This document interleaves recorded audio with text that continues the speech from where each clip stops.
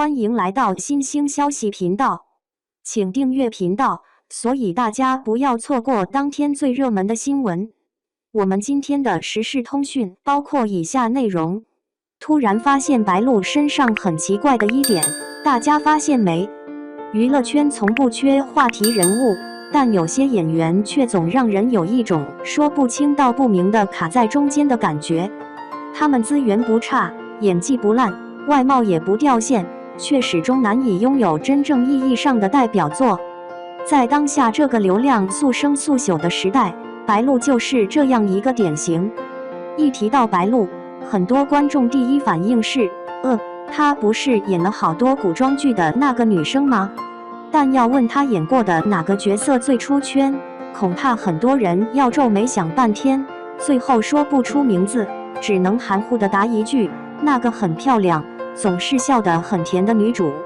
一演白鹿，二演还是白鹿。白鹿近年来拍戏的频率不可谓不高，从周生如故长月烬明到白月泛星临江仙，几乎每年都有 S 级大制作与她合作。她不再是18线小花，剧本也绝非无名小作，可观众给出的评价却有些出人意料，怎么演什么都像她自己。长月烬明热播期间，她饰演的黎苏苏造型仙气飘飘，粉丝连夸人间角色，精致的妆造，金光闪闪的头饰一度成为社交平台热议话题。但等剧播完，留下的却只有片段式的记忆。你还记得黎苏苏这个角色的内核是什么吗？她经历了什么挣扎，成长了什么弧光？恐怕连一些追剧党也说不全。剧情播出当月，该剧一度冲上平台热度前3，但半年后相关话题掉出前10。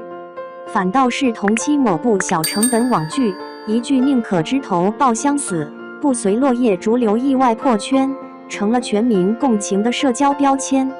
这就是反差。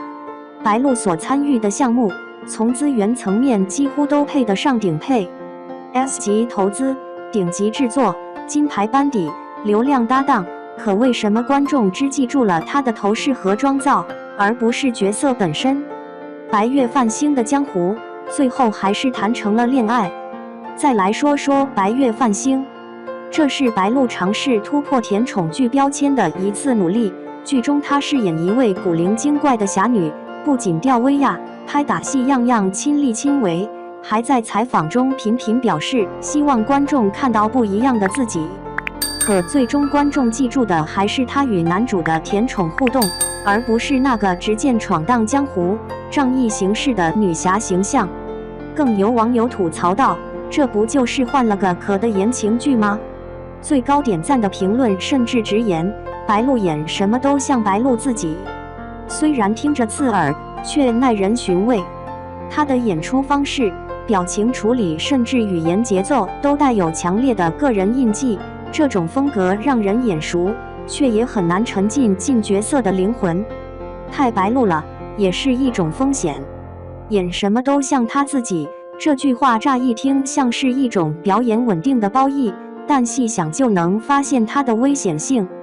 白鹿的大眼睛、甜甜的笑、委屈巴巴的哭法几乎成了标配，无论是民国少女、古装侠女还是仙侠恋人，她的演法总绕不开那几套动作。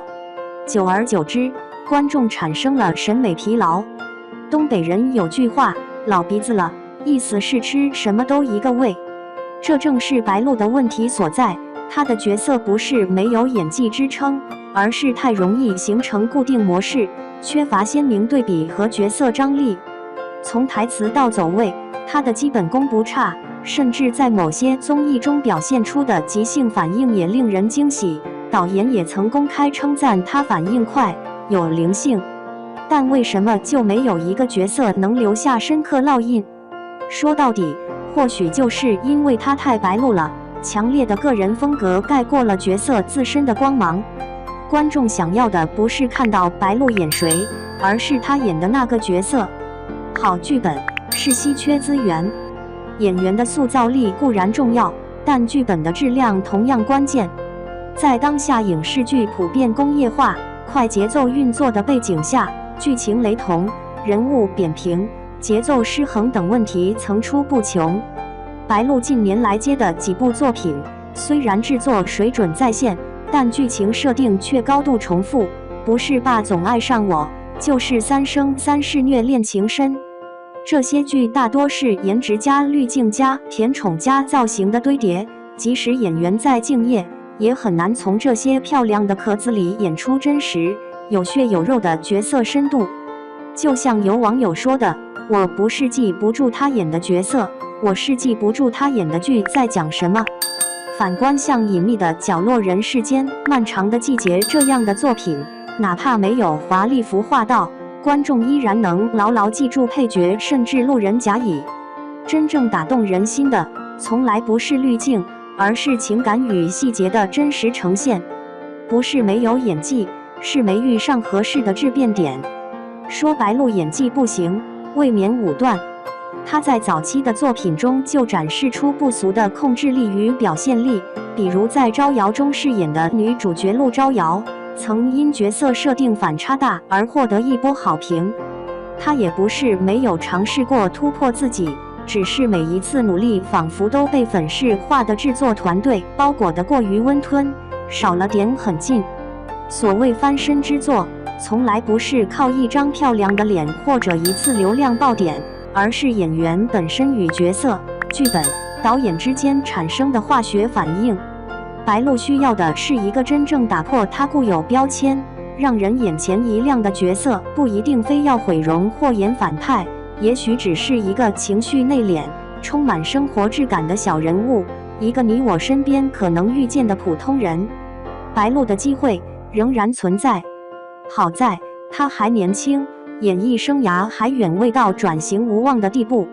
前车之鉴中，太多演员从甜宠女主跳脱出来，转身靠一个令人震撼的角色完成自我进阶。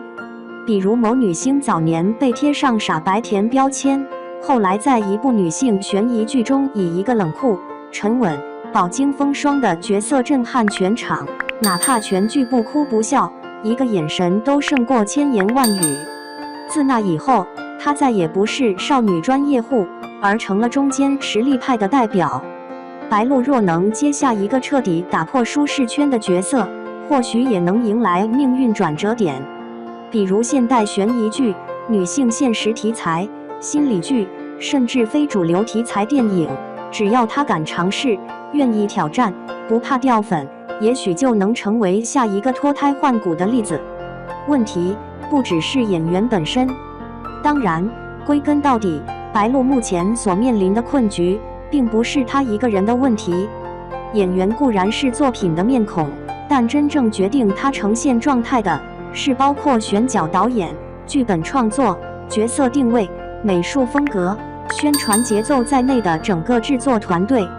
如果他所合作的团队永远都在复制曾经的成功路径，一味追求热度与安全，就算他个人再努力，也难以跳出白鹿风格的围城。演员是船，团队是舵，不改变方向，努力划水也终将原地打转。但同时，我们也必须承认，破局的钥匙依然掌握在他自己手里。真正出圈的演员，从来不是被剧本安排的配合者，而是主动选择角色、参与创作甚至挑战话题的主动者。白鹿是否已经意识到这一点，我们不得而知。但只要他肯迈出那一步，观众依旧愿意等他蜕变。最后的话，出圈从来都不是靠运气，娱乐圈的每一次爆红都不是偶然，它背后是无数次精准定位、自我否定、角色重塑与团队协作的结晶。白鹿的难出圈，其实也正反映了当前娱乐圈一类现象：演员中看不中用，作品华丽但空洞，角色漂亮却空心。他并非没有实力，只是缺了一个对的时机，一个真正意义上的突破，一种从内到外的转型信念。而这一次，他是否敢脱离白鹿式表演，拥抱一个完全不同的自己？我们拭目以待。